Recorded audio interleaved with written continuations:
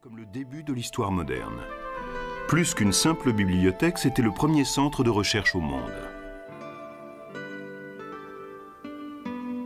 Pendant des siècles, Alexandrie invita les sommités du monde entier à étudier chez elle. Les chercheurs qui y résidaient pouvaient alors vivre, manger, apprendre et travailler avec ces invités qui leur apportaient de nouvelles informations.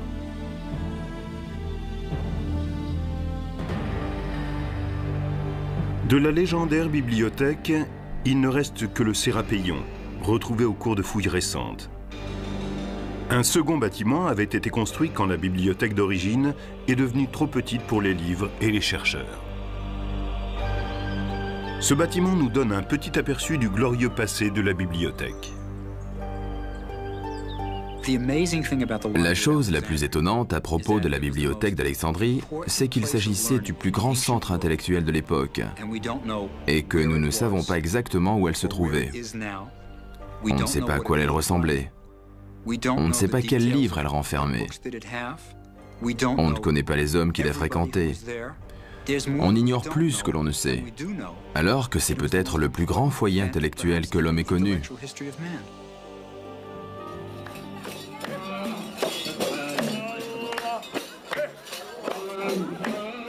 Plus de 3 millions de personnes vivent aujourd'hui à Alexandrie. Les vieilles rues sont pleines de boutiques et de logements construits le long des anciennes ruines.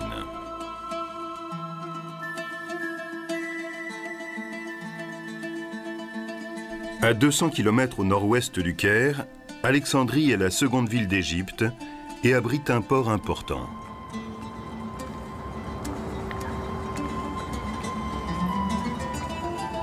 Au IVe siècle avant Jésus-Christ, c'est ce port, ouvert sur la mer et l'île de Pharos, qui attira Alexandre le Grand.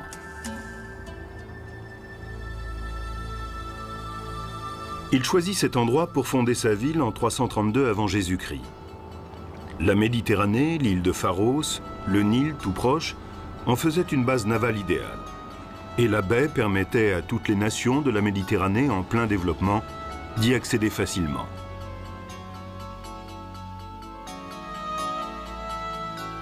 Les échanges commerciaux et culturels pouvaient s'y développer. Alexandrie était idéalement située pour devenir un grand centre intellectuel et économique. Que prévoyait Alexandre quand il regardait cette baie où il allait établir une ville à son nom? Pourquoi ce guerrier désirait-il fonder une bibliothèque?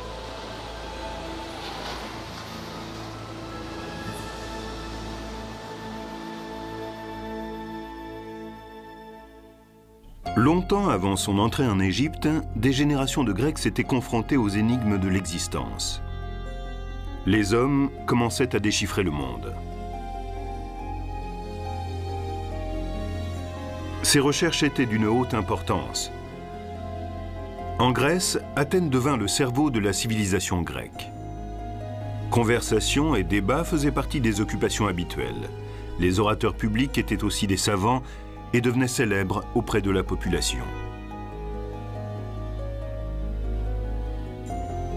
C'est entre le 5e et le 4e siècle avant Jésus-Christ que des hommes comme Socrate, Platon et Aristote vivaient à Athènes. Ils étaient les décideurs politiques de l'époque, populaires et controversés. Leurs enseignements sont à la base de la pensée moderne.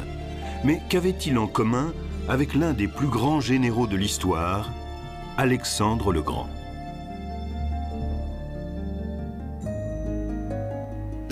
On dit qu'Alexandre était l'élève d'Aristote, qui était l'élève de Platon, qui lui-même était celui de Socrate.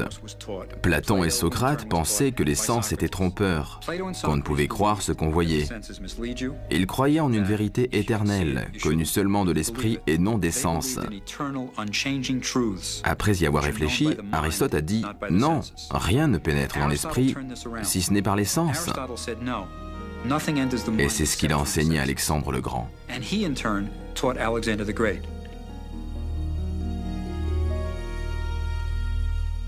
Alexandre est le fils du roi de Macédoine, un État qui prend de plus en plus d'importance dans le monde grec.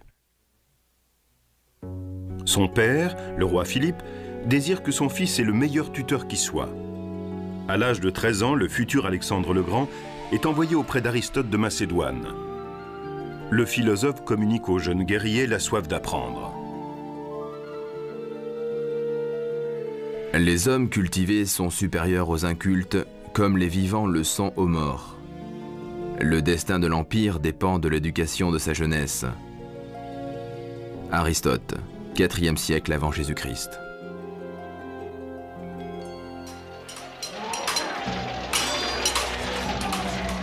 Pour Alexandre, la connaissance est un outil de pouvoir.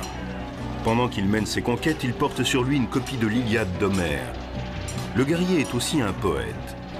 Et il suscite l'admiration à la tête de son immense armée qu'il conduit à travers l'Asie jusqu'en Inde occidentale. Sa campagne contre les Perses impressionne le monde antique. Alexandre gagne le soutien de tous.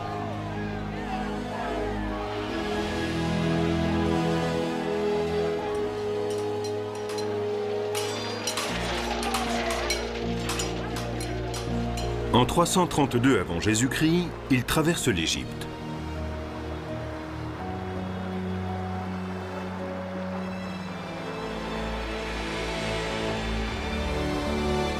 C'est alors une province perse. Elle voit en Alexandre un libérateur, l'accueille comme un roi et le couronne pharaon.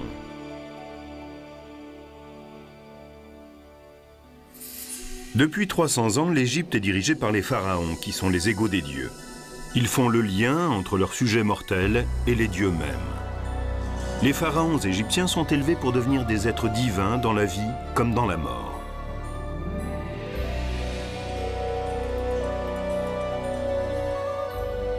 Mais Alexandre est grec et non égyptien. Il n'est pas sûr de connaître une vie après la mort. Comment trouver l'immortalité ?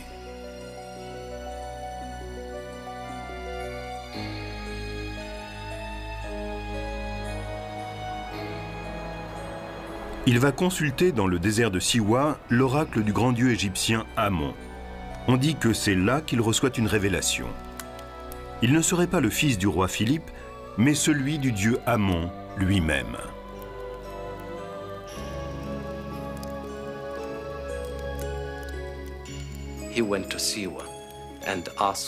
Il est allé à Siwa et a demandé à l'oracle si c'était vrai. Ensuite, il a vu en rêve le dieu Amon enlacer sa mère. C'était une confirmation.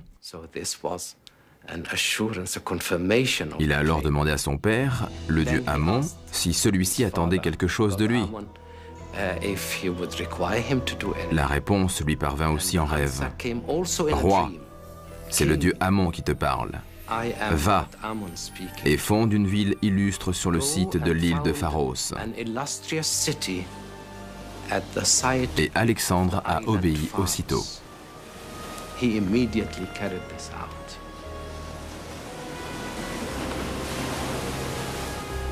Dans le rêve d'Alexandre, le dieu Amon enlaçait sa mère. Dans la réalité, il conquiert l'Égypte et découvre Alexandrie. En 332 avant Jésus-Christ, il décide que sa ville doit être la capitale mondiale du savoir, un pôle culturel qui attirera les talents de partout.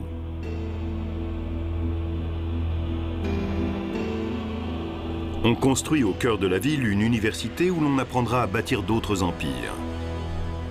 Un grand complexe de sciences et de littérature. La bibliothèque sera en elle-même un univers dédié à la spéculation intellectuelle. Les architectes commencent à dessiner les plans de cette nouvelle ville. Mais au bout de 6 mois, Alexandre retourne à ses campagnes. Il semble capable de conquérir le monde lorsqu'en 323 avant Jésus-Christ, affaibli par ses blessures et la fièvre, sans doute aussi empoisonné, Alexandre le Grand meurt brusquement. Que va devenir sa ville ? Les nouveaux dirigeants vont-ils partager sa soif de connaissance? Va-t-on construire une bibliothèque qui porte son nom alors qu'il est mort? Le monde verra-t-il jamais ce dont il avait rêvé?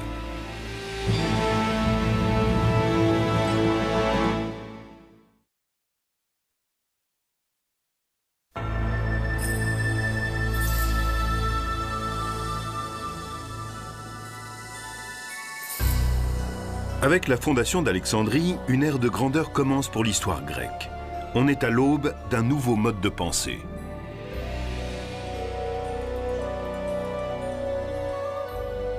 À la mort d'Alexandre, le royaume d'Égypte revient à Ptolémée, le général à qui il avait accordé sa confiance et qui va construire la bibliothèque qu'il a imaginée. Ptolémée est le premier pharaon d'une dynastie qui va régner sur l'Égypte pendant près de 3 siècles. C'est lui qui va faire d'Alexandrie la capitale du pays. Mais la ville doit bientôt faire face à la convoitise de conquérants étrangers.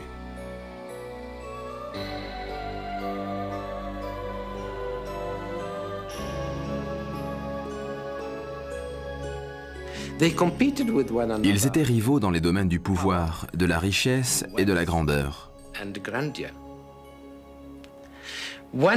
Et également dans le domaine de la culture. Ptolémée ne voulait pas seulement que sa ville soit la capitale d'un pays puissant, mais aussi un centre de recherche, de connaissances et d'études.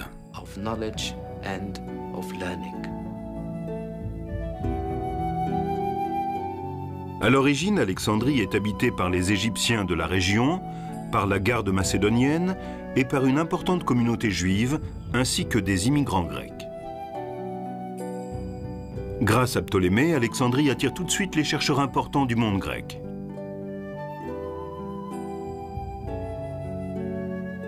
Le pharaon possède une volonté de fer et une vive intelligence. Il s'entoure d'un cercle de sommités de la littérature, de la philosophie et de la science.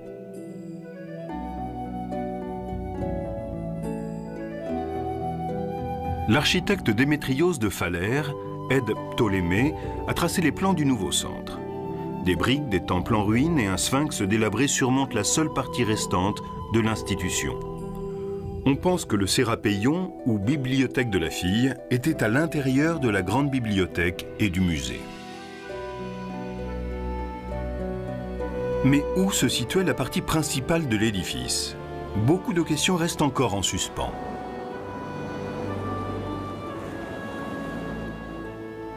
On sait que la bibliothèque était située dans un endroit magnifique, mais personne ne sait où. On pense que c'était près de l'eau, ce qui permet de supposer qu'elle est maintenant sous l'eau. Nous ne savons pas non plus à quoi elle ressemblait. Aucun document de l'époque ne nous donne une véritable description de l'édifice. Faisait-il 2 étages, 3? Était-elle sombre ou bien éclairée? Nous ignorons beaucoup de choses. La grande bibliothèque a sans doute été construite près du port, dans la partie grecque d'Alexandrie. On pense qu'elle était à l'intérieur ou près du palais, appelé le Brucéum ou musée. Les recherches étaient subventionnées par le monarque. Les Ptolémées étaient à juste titre très fiers de leur bibliothèque. Les Ptolémées se sentaient dans l'obligation d'encourager le savoir, ce qui était assez exceptionnel et l'est encore de nos jours. Mais ils étaient surtout préoccupés par leur pouvoir, la pérennité de la dynastie et les problèmes de l'Égypte. C'est énorme. Ptolémée collectionnait les livres, comme souvent l'élite grecque. Il en rassemble autant qu'il peut pour la bibliothèque. Les visiteurs arrivent avec leur version de textes anciens célèbres. On envoie des émissaires à l'étranger pour rapporter de nouvelles œuvres. Des manuscrits font parfois partie de donations. La bibliothèque d'Aristote, par exemple, a été léguée à celle d'Alexandrie.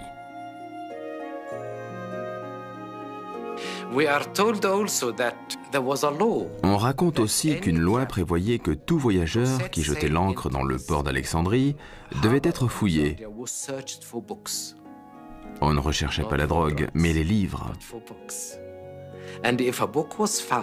Si on trouvait un ouvrage, il était envoyé à la bibliothèque.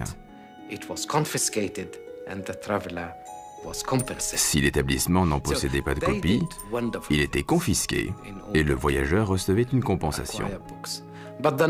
Les dirigeants d'Alexandrie faisaient des choses extraordinaires pour acquérir des ouvrages. Le plus souvent, bien entendu, ils les achetaient. Il y avait de nombreux marchés aux livres.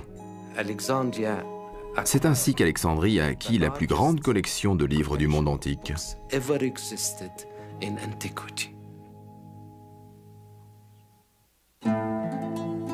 Combien y avait-il de rouleaux dans les bibliothèques d'Alexandrie?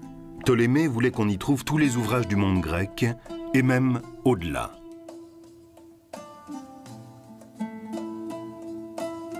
La seconde collection du Sérapéion comprenait à elle seule 300 000 ouvrages.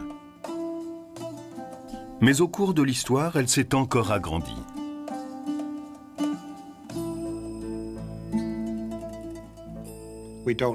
On ne sait pas combien il y avait d'ouvrages. Les chercheurs autorisés parlent de 400 à 500 000, ce qui est un chiffre incroyablement élevé. Mais le comptage des livres est une science très inexacte. Ces innombrables manuscrits anciens ne sont pas simplement conservés. Ils sont utilisés par les érudits et servent de référence à de nouveaux chercheurs. Les livres les plus précieux sont recopiés par des scribes et troqués contre des ouvrages d'autres parties du monde. Beaucoup d'œuvres éternelles auraient été perdues si elles n'avaient pas été recopiées à Alexandrie.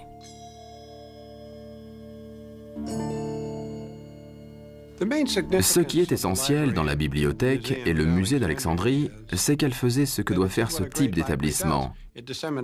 Il diffuse le savoir.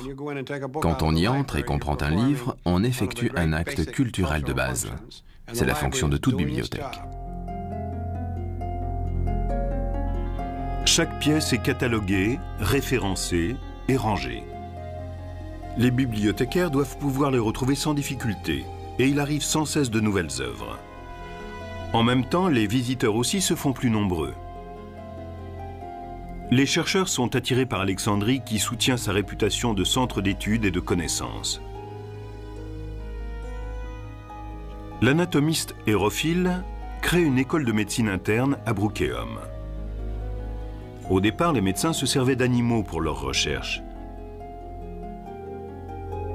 Mais bien avant de connaître l'anesthésie, il semble que des scientifiques opéraient directement sur des hommes vivants. Mais nous n'en avons aucune preuve. Nous savons juste qu'Hérophile est le premier à avoir pratiqué des recherches médicales sur des cadavres.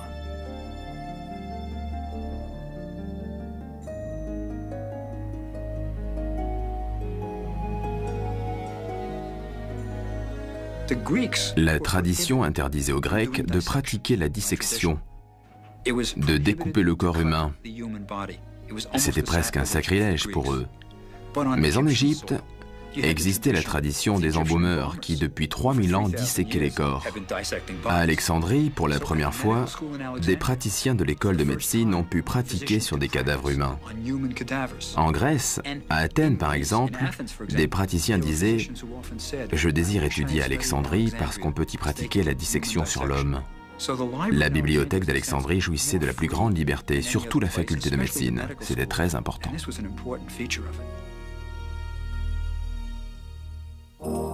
Sous les Ptolémées, on favorise les recherches en littérature, en médecine et aussi en mathématiques. Les fondateurs de la géométrie sont à Alexandrie. Euclide publie un ouvrage révolutionnaire et ouvre également une école. La géométrie qu'on étudie à l'école primaire est née dans la bibliothèque d'Alexandrie. Euclide a apporté la preuve des théorèmes établis par d'autres. Et c'est ainsi qu'on peut voir dans n'importe quelle petite introduction à la géométrie le nom d'un des chercheurs qui travaillait à la bibliothèque d'Alexandrie.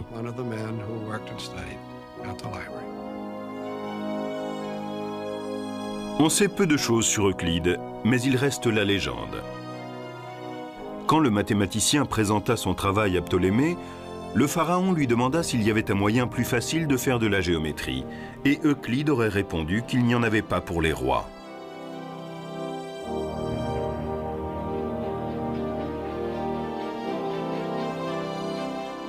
Ptolémée travaille sans relâche à la construction de la bibliothèque, mais il enseigne aussi à son fils comment gouverner le pays des pharaons.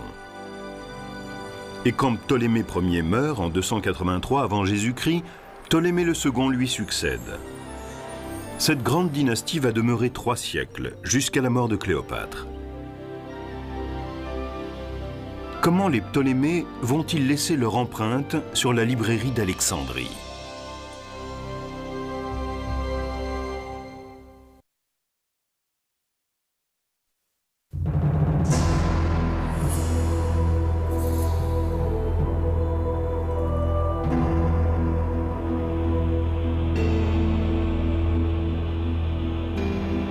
Ptolémée le Second accomplit le désir de son père et d'Alexandre le Grand.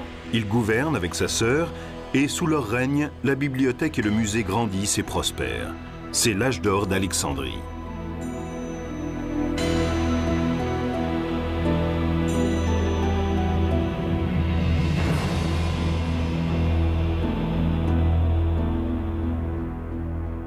Par ailleurs, Ptolémée construit la 7e des merveilles du monde antique, un phare gigantesque sur l'île de Pharos.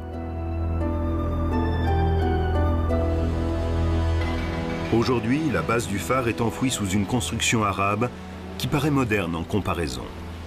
Le fort militaire de Qaïbeh.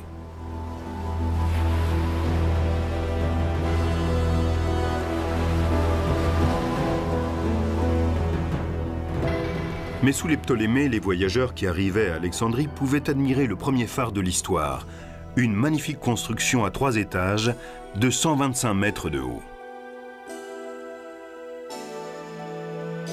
Il fallait beaucoup d'énergie pour faire brûler le phare. On brûlait sans doute des excréments d'animaux pour envoyer un puissant signal lumineux de bienvenue aux visiteurs du monde entier.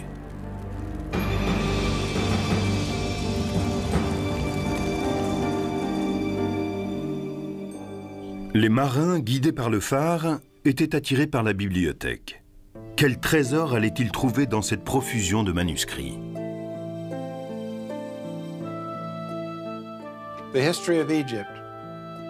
Les ouvrages d'histoire égyptienne étaient typiquement le genre de choses qu'on trouvait dans la bibliothèque. Les documents historiques et la littérature sont un exemple du genre de documents utiles aux chercheurs. La difficulté, c'était qu'il y avait 2 langues importantes, l'égyptien et le grec démotique. Mais presque tout se déroulait en grec. Il y avait un pharaon grec, un tribunal grec. La culture grecque s'imposait à la civilisation incroyablement ancienne de l'Égypte.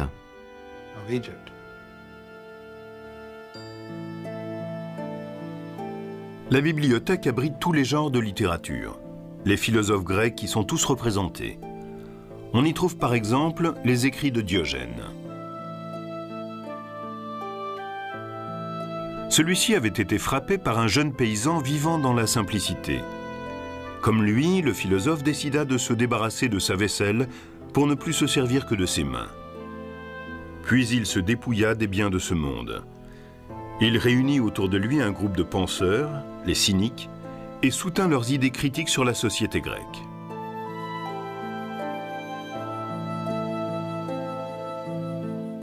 Diogène croyait qu'on ne pouvait avoir confiance en personne. Sa vie n'aura été qu'une longue recherche de l'honnêteté. Il parcourait les rues en plein jour avec une lanterne pour montrer son point de vue cynique.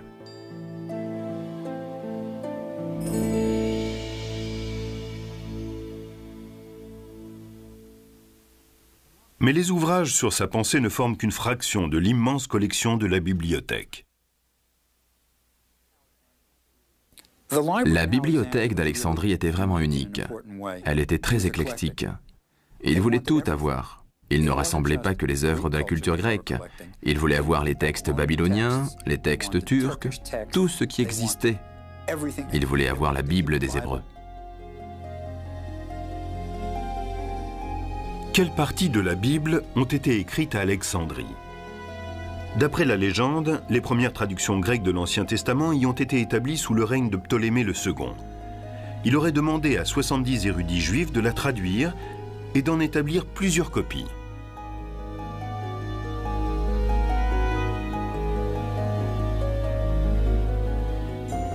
Le texte était en hébreu, mais à Alexandrie, il y avait une très vaste communauté juive. Il semble qu'elle avait très vite adopté la langue grecque et qu'elle ne comprenait plus l'hébreu. Il fallait donc établir une version grecque. C'est ce qui a été fait à Alexandrie.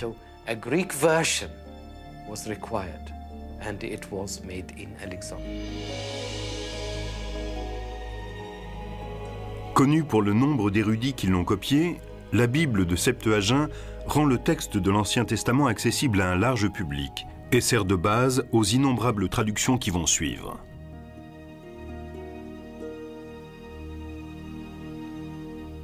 Tous les ouvrages sont écrits sur des rouleaux de papyrus. Le mot papier vient du papyrus égyptien avec lesquels on fabrique les rouleaux. Ce roseau, qui pousse sur les rives du Nil, est pressé à plat. Puis on fait sécher les feuilles constituées de plusieurs roseaux côte à côte. Et ensuite, on peut écrire dessus avec les ancêtres du stylo et de l'encre.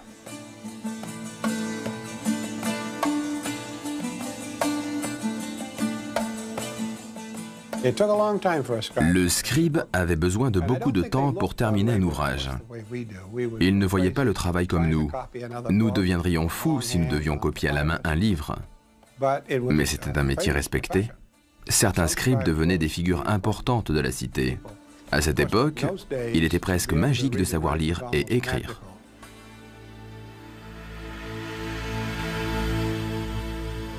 L'astrologie et l'astronomie sont très populaires durant toute l'existence de la bibliothèque d'Alexandrie. Dans l'Antiquité, beaucoup de gens croyaient en l'influence des étoiles et des planètes sur la vie quotidienne. On croyait qu'il y avait une correspondance entre ceux qui étaient en haut et ceux qui étaient en bas, que ce qui arrivait dans les cieux influençait ce qui était sur Terre. L'astrologie était une partie de l'astronomie. Les astronomes étaient des astrologues et vice-versa. Pour prédire ce qui allait arriver sur Terre, il fallait observer précisément ce qui se passait là-haut. Aristarque est le premier à imaginer que la Terre tourne autour d'un soleil, lui immobile. Près de 100 ans plus tard, un autre savant établit une carte qui comporte 1000 étoiles. Il réussit même à évaluer la longueur de l'année solaire à 7 minutes près. La bibliothèque devait sans doute être un endroit passionnant. Dans cet endroit, avec une bourse du gouvernement, vous pouviez faire ce que vous vouliez et être soutenu. Il y avait dans l'air l'envie d'étudier tous les phénomènes et de mettre tous ensemble pour comprendre les mystères de l'univers.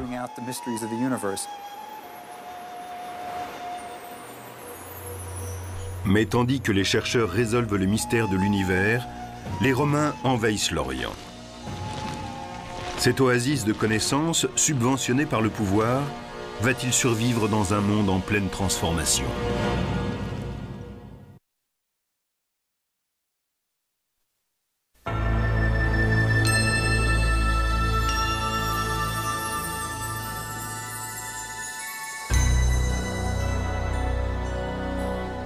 En 246 avant Jésus-Christ, un nouveau Ptolémée devient pharaon. Ptolémée III, le conquérant.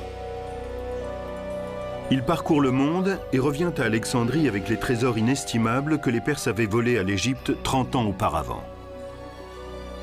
Cet acte de restitution vaudra à ce pharaon le titre de Ptolémée le bienfaiteur.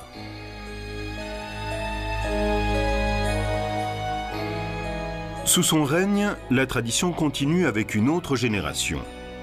Vers 235 avant Jésus-Christ, c'est Ératosthène qui remplit la fonction de directeur de la bibliothèque. Comme ses prédécesseurs, cet érudit influent est aussi le tuteur de la famille royale.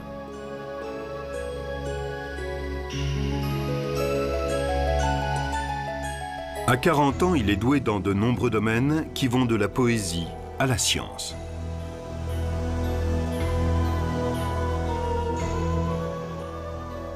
Ératosthène est le premier à concevoir la circonférence de la Terre. Certes, comme on nous l'a appris à l'école, Christophe Colomb a prouvé le premier que la Terre était ronde, mais les érudits grecs le savaient bien avant lui. Socrate, dans un de ses dialogues, dit « Quand nous décrivons la Terre, nous savons que c'est une sphère suspendue dans les cieux. » Donc, il savait que la Terre était ronde. La question était, quelle dimension fait-elle ?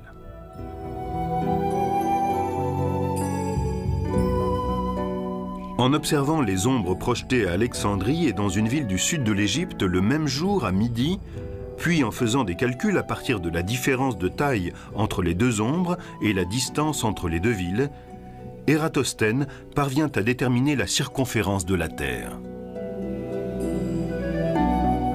Il affirme qu'elle est d'environ 39 375 km. Et ce qui est incroyable, c'est qu'il a raison à 350 km près.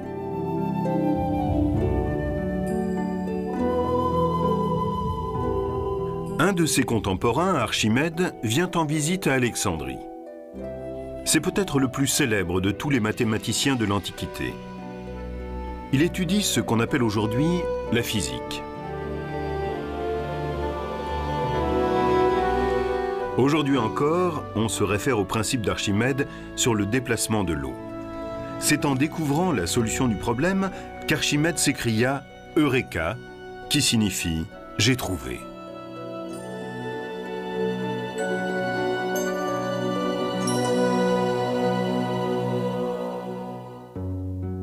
Archimède quitte Alexandrie et regagne sa patrie Syracuse, en Sicile, où il continue ses recherches.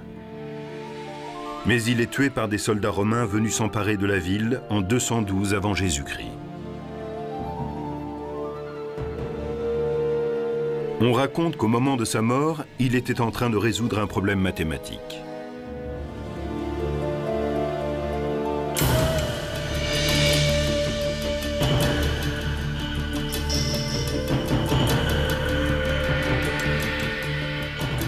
Vers 250 avant Jésus-Christ, la bibliothèque est toujours florissante et le reste du monde est lui aussi en pleine évolution.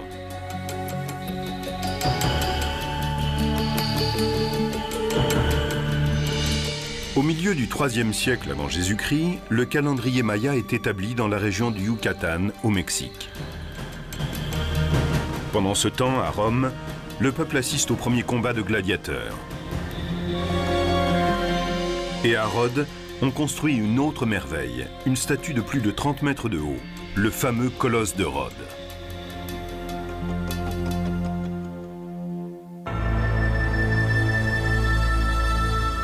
Alexandrie, alors à son apogée, connaît des succès sans nombre. Mais avec le temps, l'éclat de la bibliothèque commence à pâlir.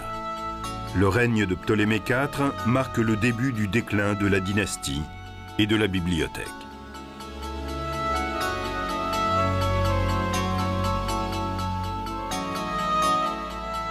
D'autres centres de connaissances apparaissent dans le monde.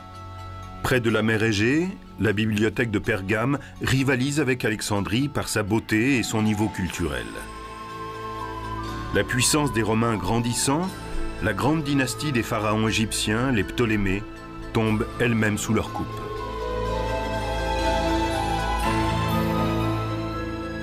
En 48 avant Jésus-Christ, le général romain Jules César débarque en Égypte.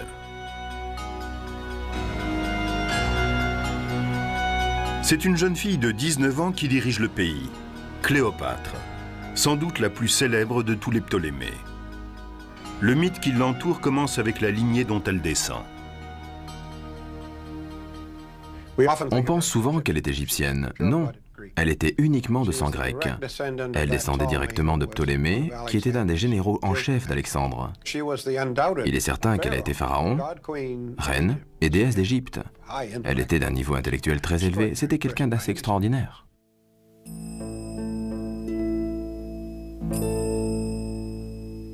Cléopâtre affronte sans crainte Jules César, bien qu'il soit venu conquérir l'Égypte. La jeune reine veut posséder le cœur de César. On raconte que, lors de leur première rencontre, elle serait apparue nue devant lui, désarmant ainsi le général romain par sa beauté et aussi par son intelligence politique. Car au-delà de sa séduction naturelle, Cléopâtre possédait de grands talents militaires et une vive intelligence.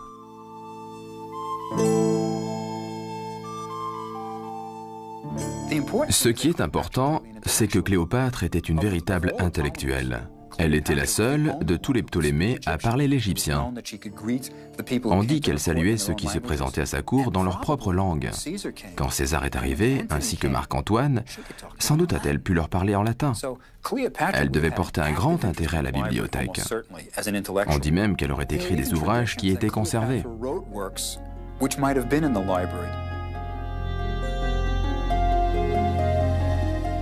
C'est au cours du règne de Cléopâtre que débute la destruction de la grande bibliothèque d'Alexandrie. Cléopâtre se bat contre son frère pour gouverner seule l'Égypte. César prend son parti et se retrouve mêlé à la guerre civile qui sévit à Alexandrie.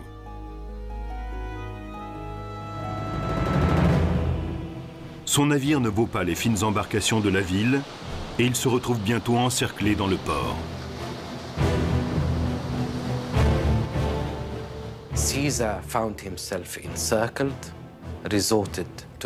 César s'est retrouvé encerclé, alors il a mis le feu aux bateaux ennemis. Le feu a détruit les navires qui étaient en mer et dans le port.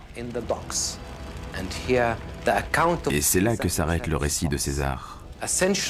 Un siècle plus tard, nous avons plus de détails. Le feu ne s'est pas limité aux bateaux, mais s'est étendu aux quartiers proches du port.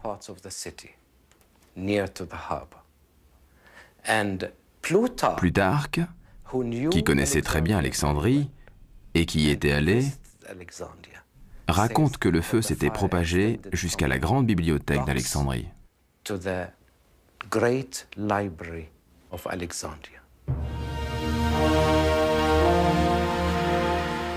Selon Plutarque, la bibliothèque a été détruite accidentellement par le feu qui ravageait le port. Certains historiens modernes pensent que les réserves contenant une partie des ouvrages a été détruite. La bibliothèque a-t-elle pu renaître de ses cendres pour continuer sa tradition intellectuelle ?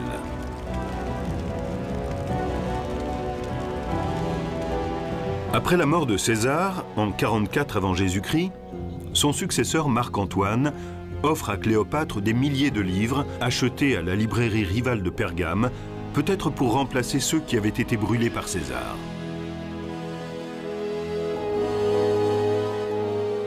Marc-Antoine, comme César avant lui, prend le parti de Cléopâtre contre ses opposants. Mais en 31 avant Jésus-Christ, ils sont tous les deux défaits dans la bataille navale d'Actium. Marc-Antoine se suicide et sa maîtresse le suit très vite. Selon la légende, elle place contre sa poitrine un serpent qui la mord et elle succombe à son venin.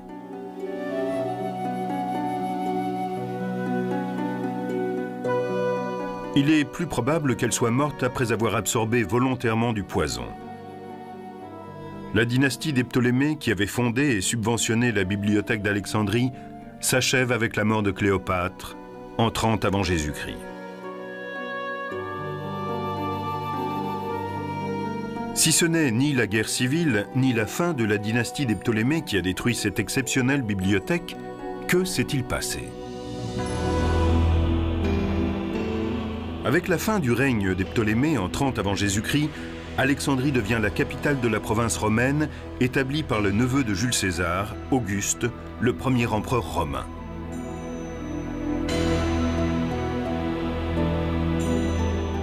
À ce moment-là, Alexandrie compte 300 000 habitants. La ville retrouve l'énergie qu'elle avait perdue au cours des 50 dernières années. Mais sous la domination romaine, la bibliothèque ne connaît pas le même développement qu'auparavant.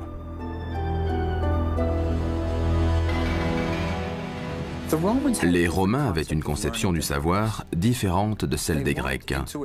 Ils ne s'y adonnaient pas pour la simple aventure intellectuelle, pour le plaisir d'apprendre ou de réfléchir.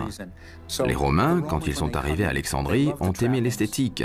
Ils ont aimé l'idée d'être momifiés, de devenir immortels. Mais subventionner la bibliothèque, c'était autre chose.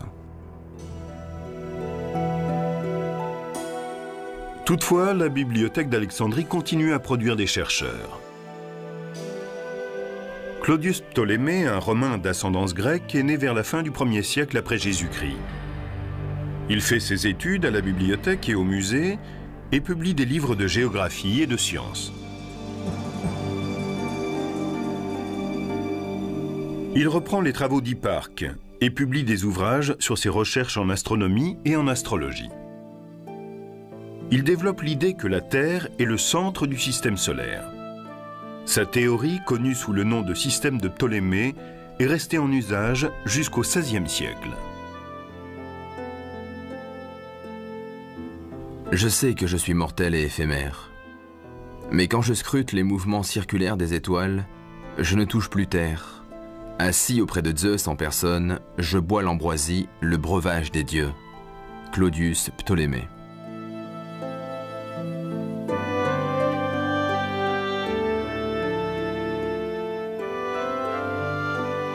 Claudius Ptolémée vit une époque relativement paisible.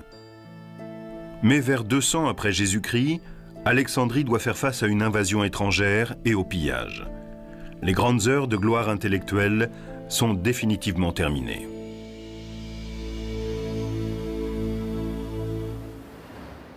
L'histoire exacte de la destruction totale de la bibliothèque s'est perdue avec le temps. Les documents nous proposent des versions différentes et sont en contradiction avec les historiens modernes. Le sujet reste controversé.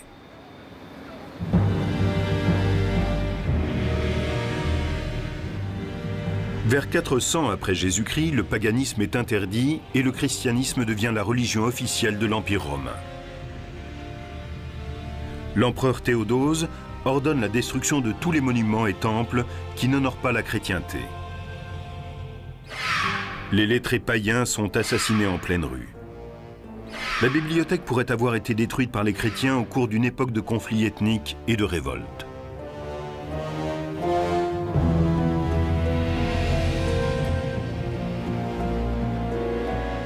En 616 après Jésus-Christ, Alexandrie est vaincue et les Perses envahissent l'Égypte.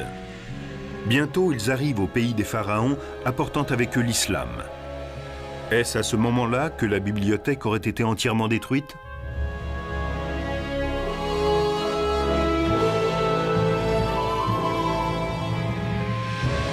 Aujourd'hui, la plupart des gens qui étudient la question pensent qu'Alexandrie a été entièrement détruite quand la grande armée arabe a traversé le delta et mis la ville à sac.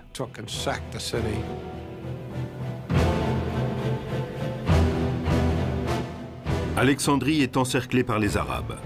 Ils décrètent que les livres qui ne sont pas en accord avec la foi islamique doivent être détruits, ceux qui sont inutiles également.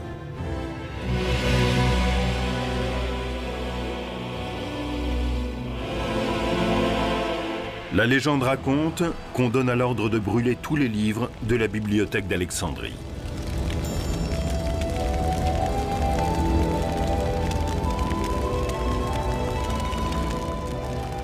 Mais pour trouver la vérité, il faut sans doute rassembler toutes les histoires qui relatent le déclin et la destruction de la bibliothèque.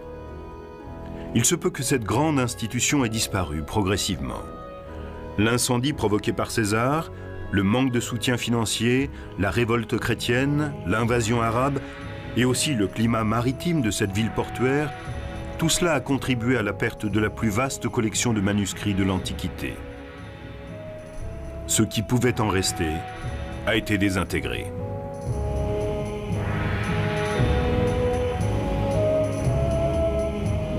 Le plus important n'est sans doute pas la façon dont elle a disparu, mais le fait qu'elle ait existé.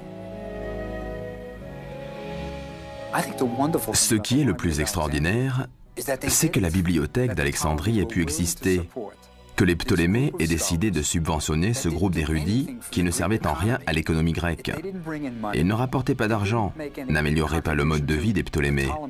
Pourtant, ceux-ci ont continué à apporter leur soutien. Ils avaient le goût de la connaissance et ça, c'est merveilleux.